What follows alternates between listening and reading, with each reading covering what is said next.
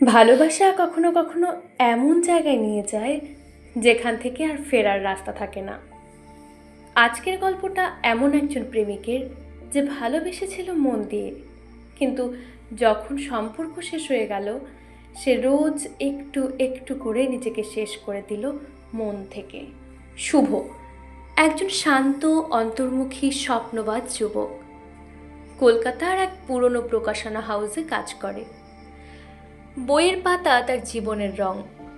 বন্ধুবান্ধব কম, কিন্তু লেখালেখির প্রতি ভীষণ ভালোবাসা। একদিন অফিসে আসে নতুন ইন্টার্ন অনন্যা। সে আলাদা, খোলা মন, প্রাণবন্ত হাসি, সাহসী চোখ।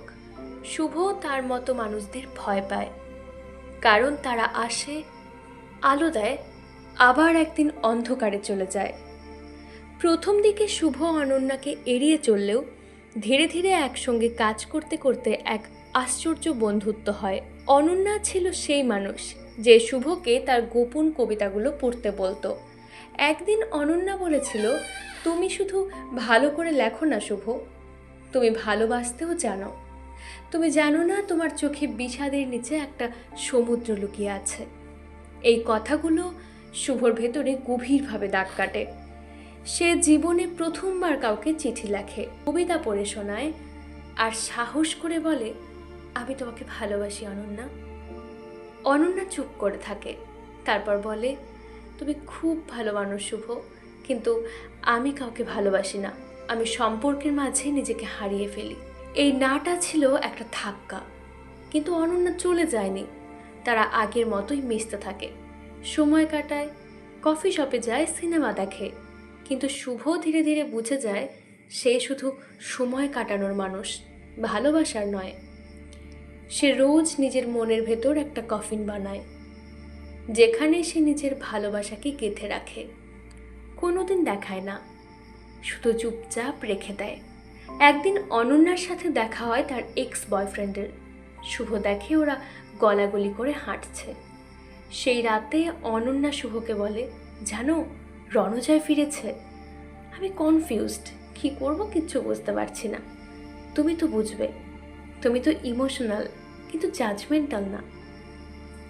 শুধু শুভ বলে, ফিরে যা, আমি তো কখনো ছিলাম না তোর কিছু। সেদিন রাত থেকে শুভ আর কথা বলেনি। অনন্যা টেক্সট করে, ফোন করে, শুভ শুধু অনলাইন থাকে কিন্তু রিপ্লাই করে না। শুভ প্রতিদিন এক টুকরো করে নিজের ভালোবাসার স্মৃতি লিখে রাখে কবিতাগুলোর পাশে, চায়ের কাপের পাশে, অফিস ডায়েরির পাতায়। একদিন সে অফিস ছেড়ে যায়। কেউ জানে না সে কোথায় গেছে। তার বন্ধুরা ভাবে সে মানসিকভাবে অসুস্থ হয়ে গেছে। কেউ খোঁজ নেয় না, কারণ শুভ কারোর জন্য মাস্ট হ্যাভ ছিল না, শুধু নাইস টু হ্যাভ ছিল। অনন্যার বিয়ের দিন সে একটা চিঠি পায়।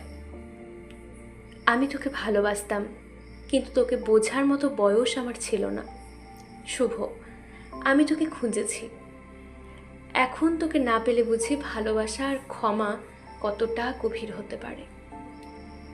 কিন্তু চিঠির নিচে লেখা ছিল, চিঠিটা যখন পড়ছিস তখন আমি হয়তো আর থাকবো না। আমার মনের কফিনের শেষ পেরেকটা আমি আজ পুঁতেছি। ভালোবাসা যদি শুধু অপেক্ষা হয় তাহলে সেটা ধীরে ধীরে কফিনে পরিণত হয়। কিছু ভালোবাসা শব্দ পায় না, প্রতিশ্রুতি পায় না, শুধু নিঃশব্দ মৃত্যু পায়। এই গল্পটি যদি আপনার হৃদয় ছুঁয়ে যায়, লাইক করুন, কমেন্ট করে বলুন এমন কাউকে আপনি কখনো ভালোবেসেছিলেন কি। সাবস্ক্রাইব করুন বাংলা ব্রেন, এমন